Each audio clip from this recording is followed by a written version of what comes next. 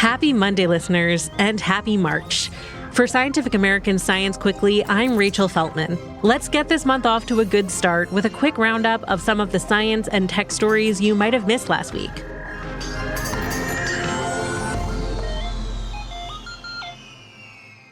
First, we have an unfortunate public health update. Last Wednesday, health officials confirmed a death from measles in West Texas. That marks the first fatality in the region's ongoing outbreak, which has now infected more than 120 people across 9 counties. It also marks the first death from measles within the U.S. since 2015. According to a news release from the Texas Department of State Health Services, the death was a school-aged child who was not vaccinated. The measles virus can survive in the air for up to 2 hours, and it's highly contagious. The best way to protect yourself and your kids is to make sure everyone's vaccinations are up to date. The rarity of measles-related deaths in the U.S. doesn't mean the virus isn't dangerous. We've just done a really good job of vaccinating kids against it over the past few decades. Now those vaccination rates are slipping, and we're facing the consequences. For more context on how falling vaccination rates have contributed to the severity of this outbreak, check out last week's News Roundup episode. And speaking of vaccines, federal health officials have apparently canceled a meeting critical to the flu shot development process. At the meeting, which was set for March 13th, the U.S. Food and Drug Administration's Vaccines and Related Biological Products Advisory Committee was meant to discuss which strains of the flu virus should be used in next year's vaccines. According to the Centers for Disease Control and Prevention's website, this committee makes the final call on which viral strains go into our vaccines. The CDC's website states the following. Information about the circulation of influenza viruses and available vaccine viruses is summarized and presented to VRB-PAC in February or March of each year for the U.S. decision about which viruses to include in the upcoming season's flu vaccine. Because flu viruses are always mutating and changing, having an updated assessment of which strains pose the biggest threat is crucial for rolling out an effective vaccine. Members of the committee received an email canceling the meeting last Wednesday. On Thursday, a spokesperson for the U.S. Department of Health and Human Services told The Hill that pharmaceutical manufacturers would still receive recommendations in time to create updated vaccines for next flu season. The World Health Organization did meet last week to do its own review of the flu data, and its findings often inform the FDA committee's recommendations. So, fortunately, it's not like the FDA will just be taking a shot in the dark. Meanwhile, last week, the World Health Organization reported 2 clusters of illness and death from an unknown disease in the Northwest Democratic Republic of Congo. As of February 15th, there had been 431 cases and 53 deaths in total between both outbreaks, according to WHO. The first outbreak, reported in January, involved 12 cases and 8 deaths, with symptoms progressing from fever to hemorrhagic illness. That outbreak was traced back to 3 children under the age of 5 who reportedly consumed bat meat before becoming ill.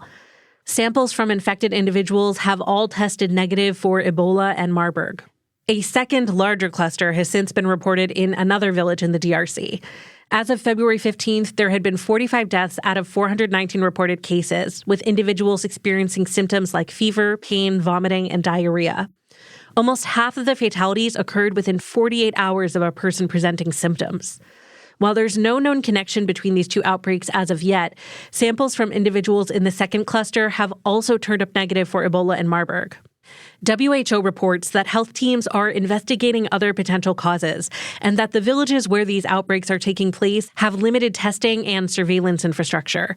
So it's possible that these deaths can be explained by an existing illness or that they're due to some kind of toxic substance exposure. Late last year, another unknown disease responsible for an outbreak in the DRC turned out to be severe malaria. Now let's head into space for, actually, just more health news. You've probably seen or read at least one piece of science fiction about mysterious space microbes infecting humankind. But in a study published last Thursday in the journal Cell, researchers suggest that the International Space Station might actually be too clean. After testing more than 800 samples swabbed from different surfaces of the space station, scientists found that microbial diversity on the ISS is quite low. They compared it to the sterility of a hospital with lots of disinfectant use. That kind of cleanliness might be great for avoiding infections in people recovering from surgeries, but most of us on Earth benefit from regular exposure to a variety of microbes. And unlike a hospital here on the ground, where lots of people come and go, bringing their own microbial passengers with them, and where air circulates in from the microbial melting pot that is the outside world, the ISS gets most of its microbes from the skin of its astronauts. The researchers noted in the study that astronauts often complain of persistent rashes, atypical allergies, immune dysfunction, and fungal or bacterial infections. The study says previous research has tied those sorts of issues in the general population to a lack of microbial diversity. So paying more attention to the tiny critters living on the ISS could help keep astronauts healthy. And speaking of space, is anyone up for a beach trip on Mars? Apparently, all you'll need is a time machine and a spaceship, of course, and some kind of spacesuit you can also swim in. Anyway, the point is that Mars apparently once had sandy beaches, at least according to a study published last Monday in the Proceedings of the National Academy of Sciences. China's Zhurong rover used ground-penetrating radar to peek below the Martian surface, and it measured layers of sand some 30 to 115 feet down. The authors of the new study say this sand forms smooth, sloped layers, similar to those that would accumulate on the shore of a beach on Earth.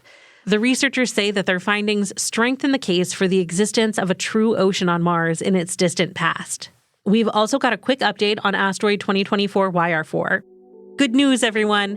It no longer poses a statistically significant threat to our planet. I guess we'll just have to find something else to look forward to in the 2030s. For more info on why the story about this asteroid developed and fizzled out so quickly, check out our episode on it from February 12th. And now for something completely different. Let's wrap things up by talking about how a human brain can turn to glass. Back in 2020, researchers described some unique remains from a victim of the eruption of Mount Vesuvius in what's now Italy. The researchers determined that glassy black fragments extracted from the unfortunate Vesuvian skull were likely brain matter. The team speculated that the brain went through a process called vitrification, where extremely high heat followed by rapid cooling can turn material into glass. Glass can only form when the liquid within a material cools fast enough to avoid crystallization as it hardens. Now, a study published last Thursday in Scientific Reports concludes that a very hot, short-lived ash cloud did the deed. Scientists analyzed the chunks of supposed brain glass and concluded that a brief temperature spike above 950 degrees Fahrenheit, followed by a swift cool down, would be sufficient to vitrify a human brain. That ruled out the pyroclastic flow of the eruption, aka the stereotypical rush of gas, ash, and rock you see coming out of an erupting volcano, because it wouldn't have gotten quite hot enough or dissipated quickly enough. But a sudden burst of superheated ash could reach the requisite temperatures before vanishing. The researchers say the victim's skull potentially played another important role in this unusual preservation. The brain case may have provided just enough protection to keep the ash cloud from completely destroying the soft tissue inside. That's all for this week's Science News Roundup. We'll be back on Wednesday. Science Quickly is produced by me, Rachel Feltman, along with Fonda Mwangi, Kelso Harper, Naima Marcy, and Jeff Delvisio. This episode was edited by Alex Sugiura. Shayna Pozis and Aaron Shattuck fact-check our show. Our theme music was composed by Dominic Smith. Subscribe to Scientific American for more up-to-date and in-depth science news. For Scientific American, this is Rachel Feltman. Have a great week.